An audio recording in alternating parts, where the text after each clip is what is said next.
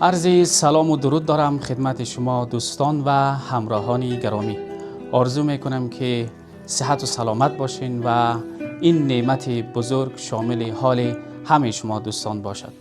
مبین احمد مهدوی هستم. در نهمین برنامه سفره مهر مهمان خانواده هستیم که به تازگی از دیار مهاجرت به آغوش وطن برگشته، اما فقر و مشکلات اقتصادی و بیکاری و از طرف دیگر مرضی خانمش این خانواده را در یک شرایط بسیار دشوار قرار داده.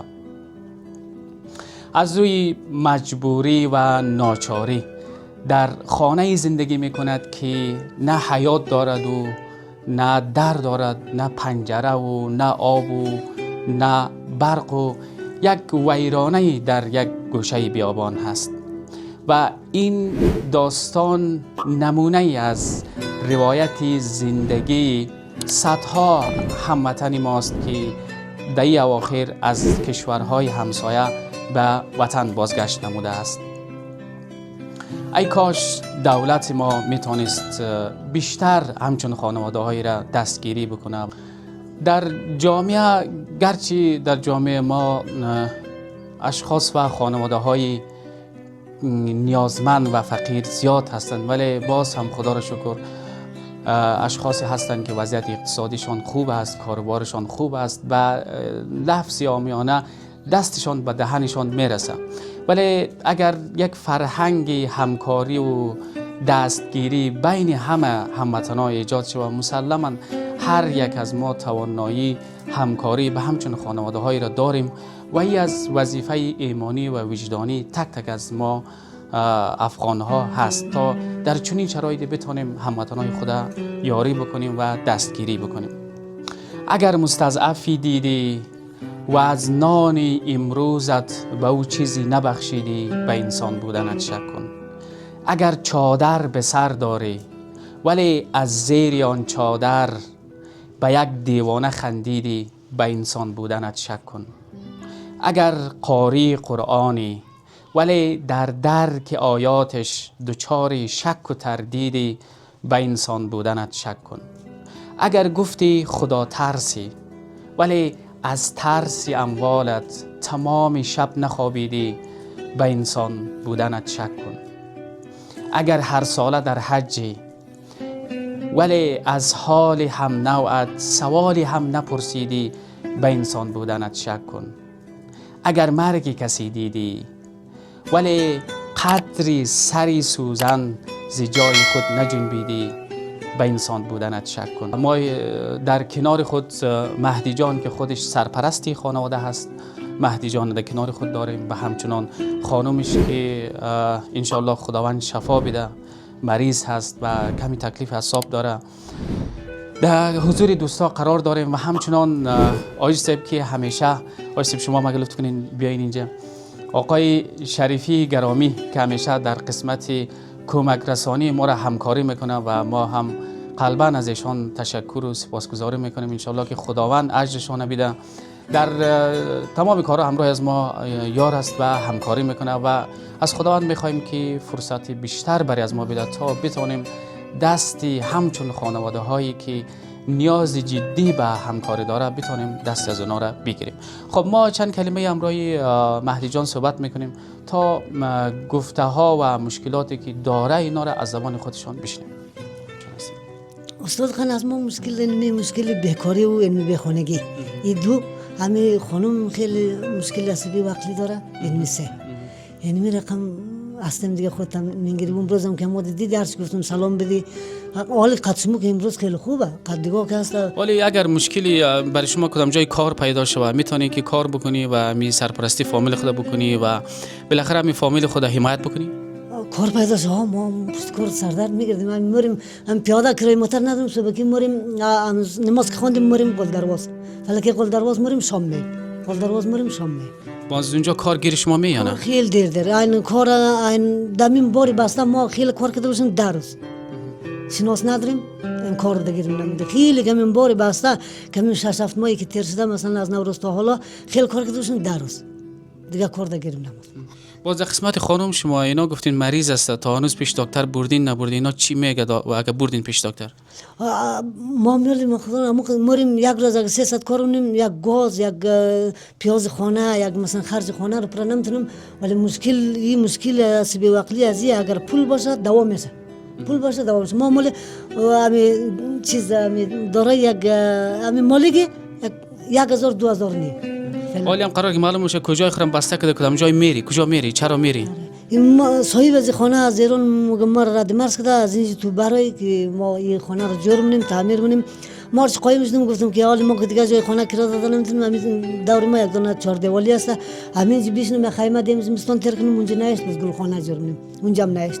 اینو لی خانه دیگر گرفتیم مشکل قرار گرفتیم ناچار شد دیگه کوچ قد بروی چوچا شتا نمیتونستیم یخ میشنه فصل سرد زمستان می رفتیم یک خانه رو گرفتیم 3000 آقونی سرم کم نکرد. حالا شما در 3000 کرا میدین؟ همین حال خود 3000 یک خانه را کرا کردیم. آره میتونین گورم سعی کنین. آره. خب زهرا جان تو خوبی؟ خوبه. خب تو مکتب میری؟ آه. صنف چند هستی؟ اول. خب امسال سال اول که میری دیگه ها؟ مکتب شما دور نزدیکه؟ اونجا نزدیکه. درس دوست داری درس خدا؟ استاد خودم دوست داری؟ خب بخیر کلان شوی چی میخوای شوی؟ چی کار میخوای شوی؟ دکتر میشی؟ خب ان شاء الله که خداوند فرصت بده که ببینیم یک روزی زهرا جان دکتر شده. صحیح است؟ آفرین دختر خوب. استاد خانم ما همین نیاز داریم که خیلی چند سال میشه همین افغانستان بیکاری است، خیلی بیکار هستیم و خدا دستم شون از دراز که ما را کمک کن. همین آجی شریفی خیر بگیره یک ماه پیش یا 20 روز پیش ما را در یک نانبایی راهنمایی کرد روزی 6 دانه نان 16 روز 17 روز ما را نان میداد. اگه ما آجی خیر بگیره این ما راهنمایی کرد اون روزی 6 دانه نان خرم میگرفتیم تا 17 روزه دیگه. ما و کسایی که قد فقیرا کمک همکاری میکنه ما همین نیاز داریم که اگر بتونه قدما ما فقر بیچارگی که می زنیم خود دوا نمیتونیم خیلی مشکل است بی عقلی زیاد داره در کار مریم میترسیم که تا ما پس میم همین دختر ما را زهرا رو نکشه. این فکرش که بجایش که در خود نمونه ترس میکنم که امیر نکشه در خود از معلومه ما میگم که اگر فکرش بجای شد تو از این دوتا کن مگه آقای ما از این دوتا کنیم سایه برو مرا از اونجا مرا کش کنیم مرا اون قدر یک فکرش بجای میشم ما میگم امیر قد سنگ و چوب و قد کار ما خودم خواستن نکشه این رقم فکرش بجای میشه دیگه. ما از وطنانی که او کسایی که مثلا میتونه همکاری کنه قد فقیرا همین قرار ما آرزو داریم که قدما هم که همین خانوم یک دواشه یا بتونم یک همز فقر چیز پشت خانه مردم که خارج شویم خیلی نیاز داریم. همین سه چیز خیلی نیاز داریم، یک کار، یک کمی بخانگی، یک کمی خانوم خیلی فقر هستم همین صاحب 500 نیستم مالک 500 کمی دوا کنیم نک دوا میشه.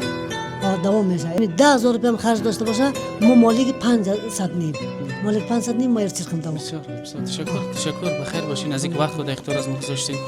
بخیر باشین ان شاء الله که مشکلات شما حل شود و صدای شما را هموطناش بشنوه و کسی پیدا شود که به خاطر رضای خدا، به خاطر انسانیت، به خاطر وطنداری دست شما را بگیره و همراه شما همکاری کنه. موفق پیروز باشید. لازم به این دانستیم که در قسمت اخیر این ویدیو یک خانواده دیگه هم به معرفی بگیریم و فعلا ما در شهرک فقرا فکر کنم درسته؟ شهرک توحید که یک شهرک مخصوصی برای کسایی هسته که اونا فقیر هستند و همچون توانی کار نداره یا کارگر نداره. ما فعلا هم همونجا هستیم و حالا هم در کنار یک عزیزی قرار داریم که اینا هم از چشم نابینا هسته و توانی کارم نداره و یک خانومیش هستم رایشان و دخترشان. ما هم از ایشان میخوایم که مشکلات خودشان بیان بکنه که چی مشکل داره و از هموطنا و کسایی که توانای همکاری را داره چی توقع داره. صحبت کنن. بسم الله الرحمن الرحیم. خوش آمدید. نام محمد ولد امیر هستم، نابینا هستم. 5 سال میشه من کارگر نانور ندارم. همین 3 نفر هستی ولی کدام بنده خدا یک کمک دستگیری همکاری کنه خداوند را اجر بده. دیگه ما اینتر درآمد ندارم. خب اینجا خانه هم رایگان است، فقط خانه برای شما رایگان یا نه کدام کمک دیگه هم میشه برای شما؟ نه نه فقط نمی خانه شیه دیگه 10 کیلو گاز زمستون میده چی دروغ بوده. دیگه در قسمت خرج و مصارف اینجا شما رو کمک نمیکنه؟ نه نه دیگه نیه دیگه هیچی. همون نان چی می برده بود ما در غمندی که چی رقم پرا کنیم. خب ولی مثلا خود شما هم کار نمیتونین، خانم شما هم کار نمیتونه و دیگه کی خرج مصارف شما رو میده؟ یگون فیتر میتر یگو شناسای یک مثلا یک 2000 یا 3000 1000 یگونی که در جاده ماده بر میگو بینگره 1000 و 500. خب ولی شما از خیرین و هموطنان چی انتظار دارین، چی تقاضایی دارین؟ ما انتظار تقاضا میدادن اول صلح همیت باشه، مثلا جور موافق باشه، یک سربلند باشه که یک دیست یک فقیر یک نیازمند بگیره دیگه توقع ندارم.